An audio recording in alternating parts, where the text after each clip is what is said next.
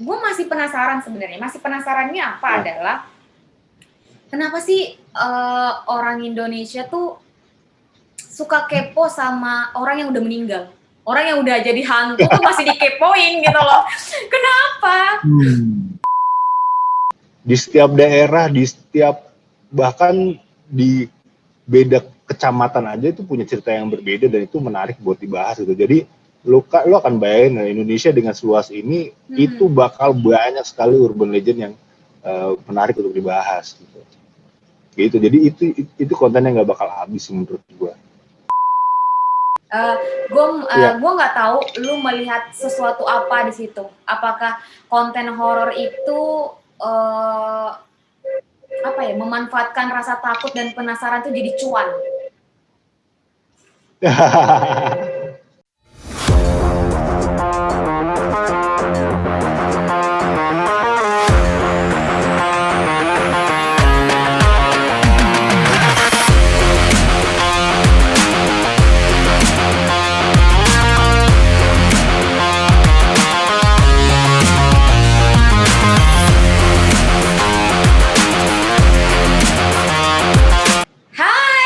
Welcome to You Project.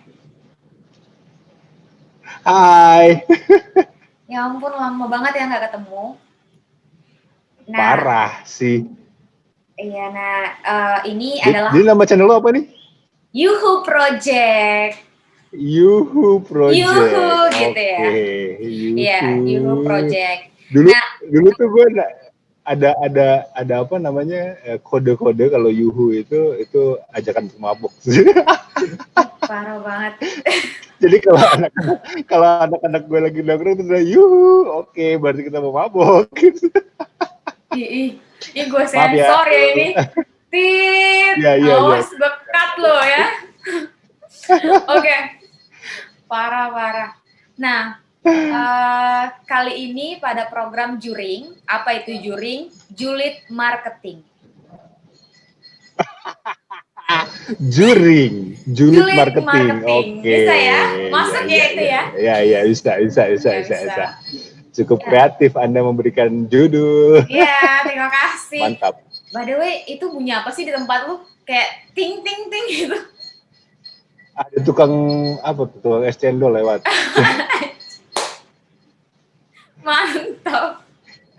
Iya, karena selama PSBB atau selama pandemi ini gue tidak bekerja di dalam ruangan gitu kan untuk menghindari penularan COVID-19 yang makin berbahaya kan. Maksud gue kita preventifnya kita semua bekerja di luar ruangan dan saat ini gue bekerja di halaman kantor ya, pokoknya kayak lobi kantor kayak gitu-gitulah. Jadi di udara terbuka gitu loh kan. Bagus. Anyway, kenapa sih aku ngundang Bobby di program Juring? Karena Bobby ini sudah malang melintang di dunia agensi, ya nggak sih, Bob? Asik. Dan lu juga lama di divisi marketing. Ya, gitu. Kurang lebih 10 tahun lah. Nah, boleh kenalin diri kamu dulu nggak sih? Kenalin diri kamu, terus pekerjaan kamu sekarang apa gitu. Oke, halo, gue Bobby dan saat ini gue bekerja sebagai marketing and promotion di sebuah perusahaan di Jakarta Barat dan menghandle saat ini ada 4 brand yang ada di sini, ada sport center, toko olahraga, cafe, dan hidroponik farm. Susah gue perplex bahasa itu. Oke. Tapi kita nggak akan bahas itunya. Tapi aku menarik adalah ngebahas soal kerjaan kamu dulu. Nah, aku tuh kenal Bobby. Ya. Aku kenal Bobby dulu pertama kali di mana? Di Indigo Traveler. Jadi mungkin buat teman-teman You Project yang pernah lihat mukanya ini, dulu tuh dia sering warawiri di channel Indigo, indie.go.traveler. Nah, sekarang masih di sana atau enggak? Atau udah dibungkus? Ya, jadi gini, jadi memang sejak 2018 gue sebagai bekerja di agensi juga sebagai content creator gitu kan di agensi tersebut gitu. Nah, salah satu produknya itu adalah salah satu channelnya adalah Indie Traveler. Saat ini gue sudah tidak di sana sejak apa namanya September 2020 agensinya memutuskan untuk vakum, jadi kegiatan produksi semuanya diberhentikan gitu. Oh gitu. Tapi yang gue perhatiin ya, lu tuh memang aktif di dunia perhororan. Gue nggak tahu lu melihat apa di situ gitu. Ya. Gue nggak tahu lu melihat sesuatu apa di situ. Apakah konten horor itu apa ya, memanfaatkan rasa takut dan penasaran tuh jadi cuan? Iya kan? Nah, gue tuh nanya ke lo gitu, kenapa sampai lo membuat Indigo Traveler dulu? Oke.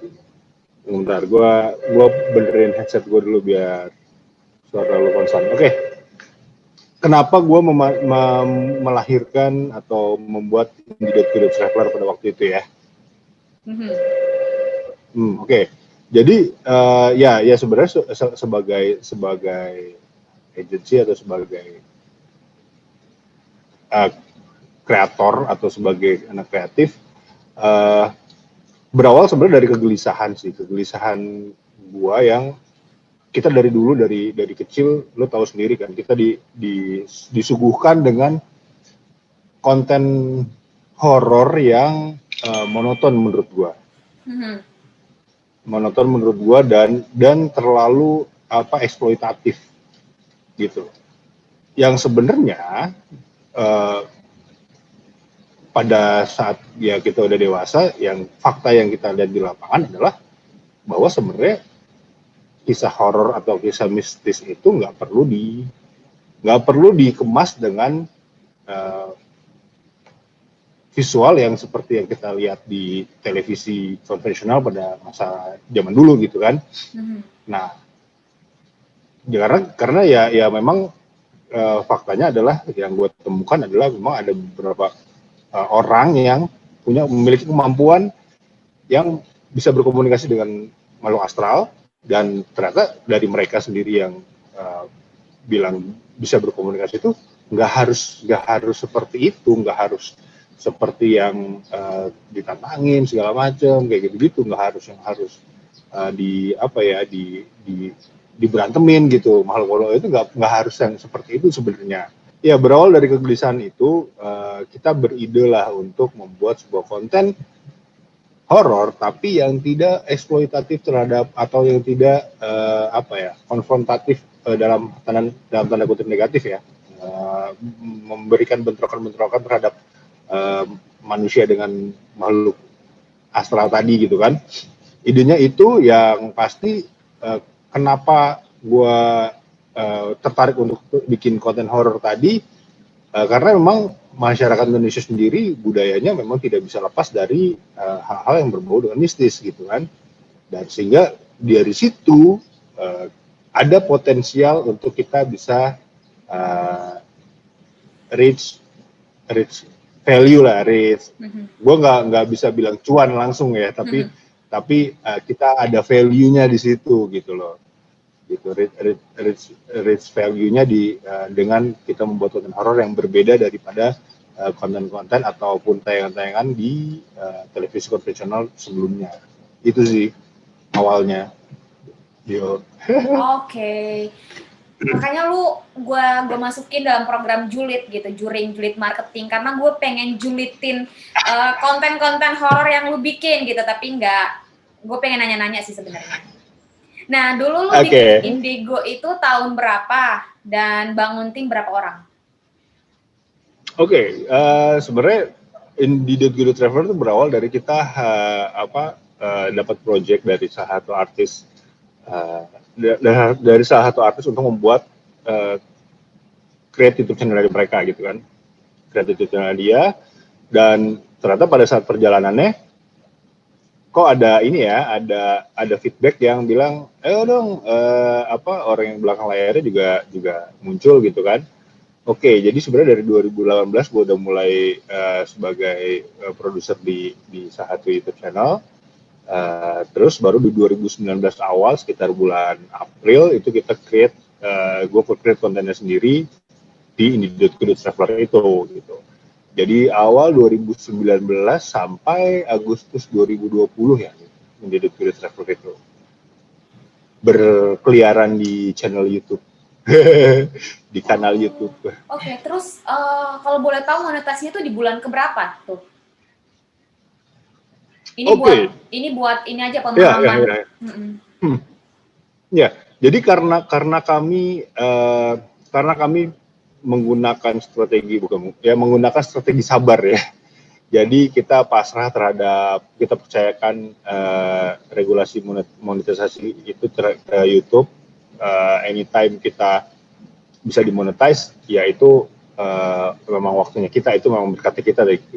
Tapi sebenarnya dari awal kita April itu kita mulai tayangin konten di YouTube, selama sebulan kita udah bisa reach stronghold-nya YouTube. Jadi stronghold-nya YouTube itu kan threshold-nya YouTube itu 1.000 subscriber dan 4.000 jam tayang. 4.000 jam tayang itu baru bisa dimonetasi, baru bisa direview untuk dimonetisasikan gitu kan. Nah, selama kalau nggak salah sih 2-3 video pertama itu gue udah lewatin thresholdnya dia. Jadi di bulan pertama tuh gue udah lewatin thresholdnya YouTube. Sombongnya, pas gitu. Lu ngomong itu tuh kalau sombong banget, lanjut. Anjir, tapi masalahnya adalah itu belum bisa gue belum bisa dapat terima apanya ya, belum ada dananya, belum ada duitnya, belum ada cuannya gitu maksud gue. Sampai terakhir di Oktober 2019 itu YouTube baru konfirmasi kalau reviewnya berhasil dan video kamu sudah bisa dimonetisasi gitu. Jadi dari April sampai bulan Oktober itu video gue tidak bisa dimonetisasi, baru di Oktober, kalau nggak salah sekitar awal Oktober lah, antara 5 sampai 10 Oktober itu video gue udah bisa dimonetisasi. Berarti 6 bulan begitu. Ya, lu nunggunya? Menunggunya 6 bulan, sekitar segitu. Itu karena kita tidak menggunakan jalur cepat ya, istilahnya kita berbayar ke pihak agensi lain yang bisa mengurus monetisasi dengan cepat atau kayak gimana gitu. Itu kita tidak melakukan hal itu, dan penambahan subscribernya pun semuanya organik. Kita tidak beli subscriber, kita tidak beli viewers segala macam ya kayak gitu, semuanya organik. Oke. Dulu gitu. uploadnya dulu berapa kali ini sih? Seminggu berapa kali sih? Oke. Regulernya yang pasti seminggu sekali tayang itu. Tapi beberapa kali itu di beberapa bulan tuh ada yang seminggu 2 kali, seminggu 3 kali bisa gitu. Kalau emang lagi kita lagi produktif banget bisa seminggu 3 kali gitu sih. Gue tertarik juga tuh pengen ulik lebih lanjut lagi. Kenapa? Karena siapa tahu ada orang yang terinspirasi juga bikin konten-konten sejenis lo gitu. Oke. Boleh, silakan. Kita diskusi rame-ramean, kita diskusi bareng-bareng. Karena ya sebenarnya gini, menurut gue juga gue bikin konten dengan tayang seminggu 3 kali, seminggu 2 kali ataupun seminggu sekali itu masih belum maksimal ya untuk di YouTube ternyata sekarang pada saat perkembangannya gitu. Apalagi di 3 tahun belakangan ini gitu loh. Karena trennya itu ya itu cukup drastis banget gitu. Orang tuh penonton tuh pengennya setiap hari kita keluarin konten. Iya benar. Gitu. Itu problemnya. Sedangkan kalau kita, gue udah ambil ceruk yang sangat spesifik gitu, di mana konten horor itu ya orang banyak suka, tapi gila kita nggak bisa setiap hari juga ngomongin horor cuy. Iya sih, iya benar. Gak bisa setiap hari juga kita ngomongin horor gitu kan, pegel juga gitu, kita nggak bisa ngerjain kerjaan lain gitu kan. Ya karena keterbatasan itu akhirnya ya kita berupaya terus bikin konten sehingga maksimal tuh waktu itu seminggu 3 kali tayang gitu. Gitu, nggak bisa tiap hari juga. Nah, sebenarnya yang pas lu ngomong soal ya kali gue ngomongnya tiap hari soal horor gitu. Nah, lu prepare-nya tuh untuk satu konten tuh berapa lama? Termasuk video di sosmed dan lain-lainnya lah. Oke, sebenarnya kalau untuk produksi videonya sebentar ya. Cepet lah, dalam 2-3 hari bisa selesai gitu, bisa langsung diupload gitu kan. Sebenarnya. Tapi yang kalau gue treatmentnya waktu itu gue setiap mau mulai bulan baru gue meeting kreatif dengan tim. Tadi yang pertanyaan belum dijawab adalah timnya berapa? Iya. Iya, waktu itu gue bertiga. Tim produksi bertiga, gue, kameramen, sama satu talent, terus tim post produksinya ada satu anak creative design sama satu editor. Jadi total berlima lah kira-kira. Nah, setiap mau awal bulan baru, gue selalu meeting kreatif gitu. Meeting kreatif, kita mau menentukan kita mau topik apa selama sebulan ke depan gitu. Jadi memang di awal kita selalu diskusi itu dulu gitu. Oh di bulan depan kita ada topik ini, ada tempat begini, lokasinya di sini. Ya udah kita range budgetnya, range waktunya untuk produksi kapan. Ya udah kita berangkat. Dan kita biasa produksi itu di awal bulan tuh kita ambil 3-4 hari untuk produksi. Nah setelah itu sekali produksi itu kita bisa langsung bikin untuk sekitar 8-12 video. Jadi sekali produksi itu kita bisa bikin konten buat konten selama sebulan. Gitu. Jadi langsung itu masuk ke teman-teman post produksi, ada creative design sama editor. Nah, kalau editor udah tinggal ini deh dapat raw materialnya ya paling dia edit 1-2 hari, hari ketiga gue udah bisa rilis gitu. Terus kenapa horor sih? Itu pertanyaan yang masih gue masih belum nemu jawaban streknya gitu. Karena gue tahu lu nggak cuman indie.go.traveler kan, lu juga ada satu yang baru lagi, Dua Alam ya. Kenapa horornya gitu loh? Lu kenapa tertarik banget sama horor? Lu lihat cuan banget di situ atau memang lu lihat bahwa Indonesia tuh selalu ada urban legend gitu loh? Kayak di mana aja pasti ada sosok yang selalu setiap daerah lah di Indonesia. Entah kenapa deh. Jadi sebenarnya gini, kalau lo perhatiin ya, bioskop ataupun film-film Indonesia ataupun tayangan TV Indonesia itu yang mendapatkan perhatian besar dari masyarakat itu kalau nggak konten horor, konten lawak, ya, sama konten esek-esek. Esek-esek itu apa? Esek-esek lo nggak tahu. Wah, esek-esek itu yang nyerempet-nyerempet sama kehidupan seksualitas lah. Oh, oke. Gitu. 3 konten itu yang paling banyak diperhatikan oleh masyarakat Indonesia. Yang pertama konten lucu lah, komedi gitu kan. Ya gue nggak bisa, gue orangnya nggak komedian banget gitu kan. Gue nggak komedian banget, gue nggak bisa komedi. Oke, jadi ini nggak mungkin gue lakukan. Yang ketiga konten esek-esek.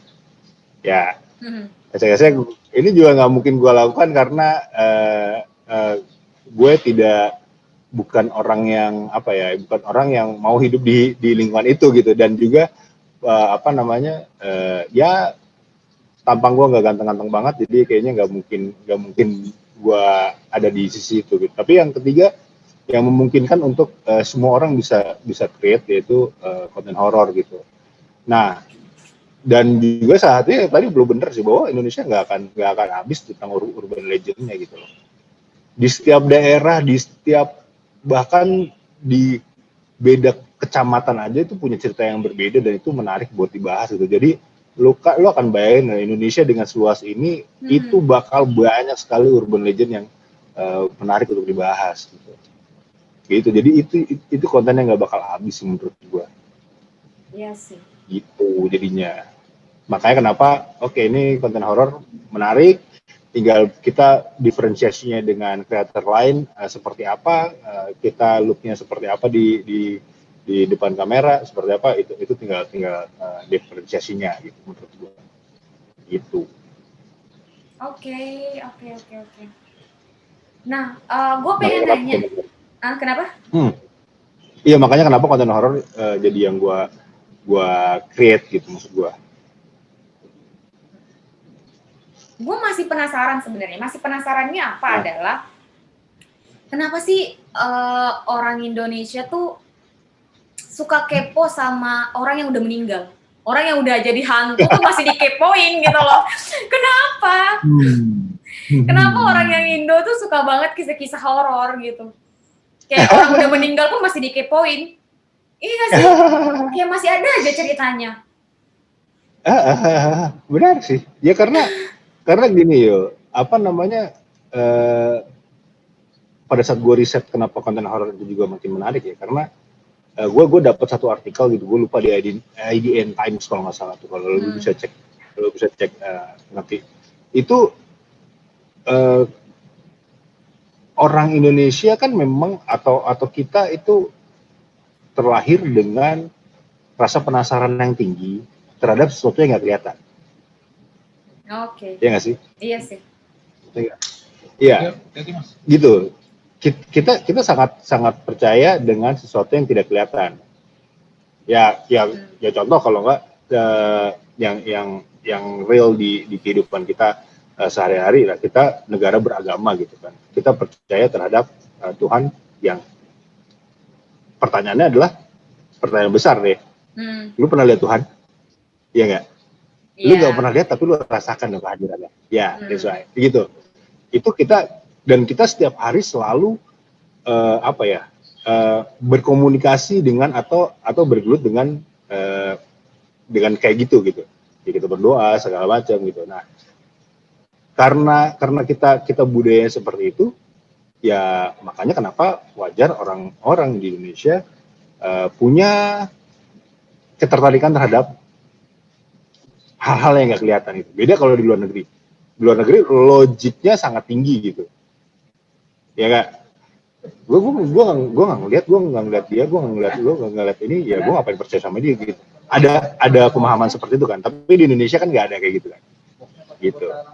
Jadi memang logika dengan perasaan mereka masih nyatu. Jadi ya tentang hal-hal yang tidak kelihatan orang Indonesia masih percaya. Dan gue bisa menyimpulkan bahwa dengan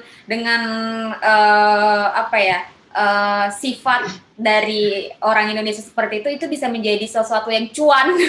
Tetap aja cuan lagi. Cuan lagi. Ya.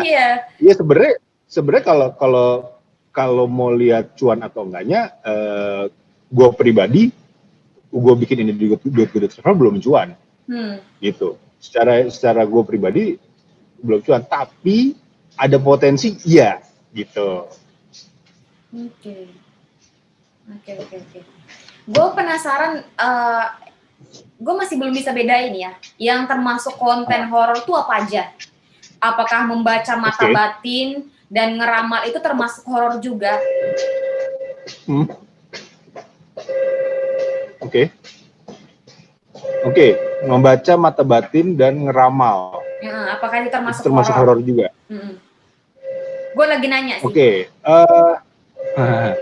Jadi belum ada literasi ataupun riset tersendiri tentang apakah mengkategorikan konten horor itu dengan segmen-segmen tertentu gitu. Jadi kalaupun saat ini gue menjawab pertanyaan lo, itu berdasarkan experience gue, ya.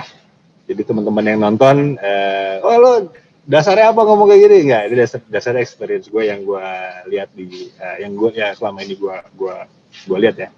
Jadi sebenarnya gini, yang menyambung ke jawaban gue sebelumnya bahwa rasa penasaran manusia itu terhadap hal-hal yang nggak kelihatan itu sangat tinggi, terutama masyarakat Indonesia gitu.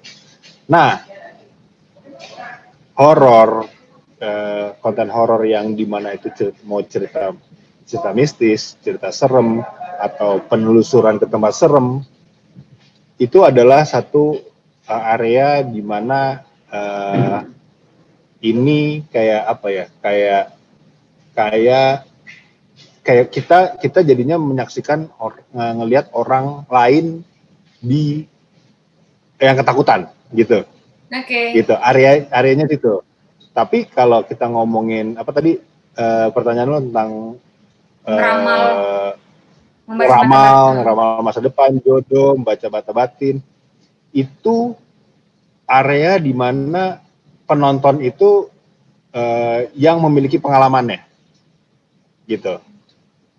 Jadi dia melihat, jadi di dua area di mana lo melihat pengalaman orang lain datang ke tempat horor atau udah mendapat cerita horor, tapi yang ada area di mana oh ini cerita gue mau tahu ke depannya gue, fortune teller kayak gitu-gitu, jodoh gue di mana gitu, ngeramal jodoh gue kayak gitu-gitu. Nah itu ada di dua area itu, dan sebenarnya dua ini sebenarnya saling bersinggungan karena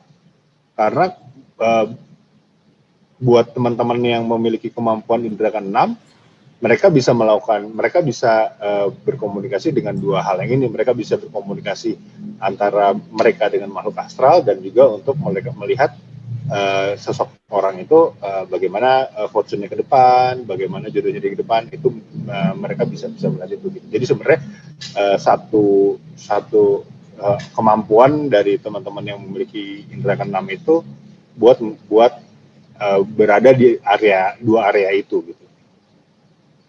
Oke.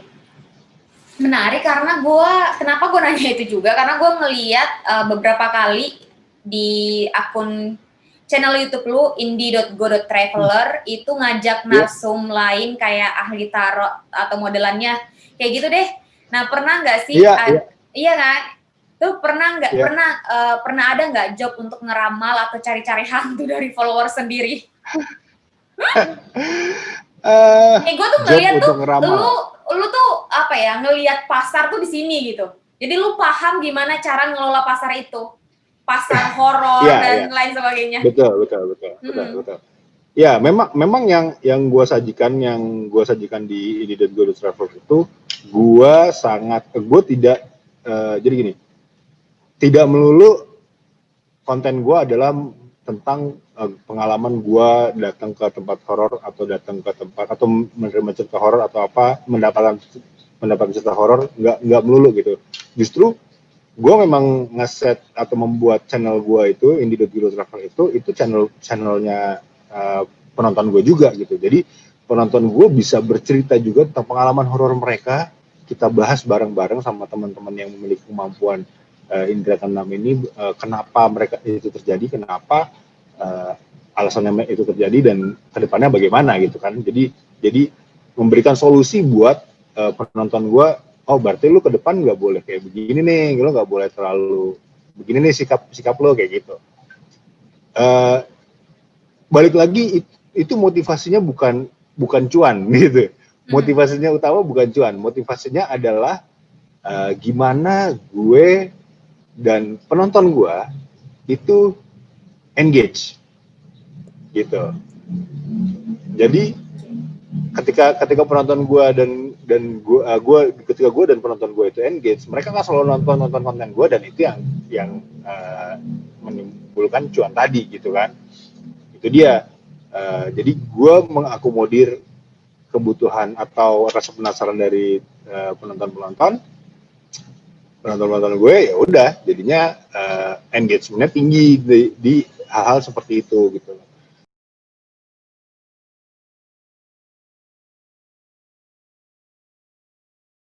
teman-teman di Hill Project, itu tadi obrolan kita bareng Bobby di program Juring. Semoga program ini punya banyak memberikan informasi yang berguna buat teman-teman di Hill Project. Jangan lupa subscribe, like, comment, dan share. Bye-bye.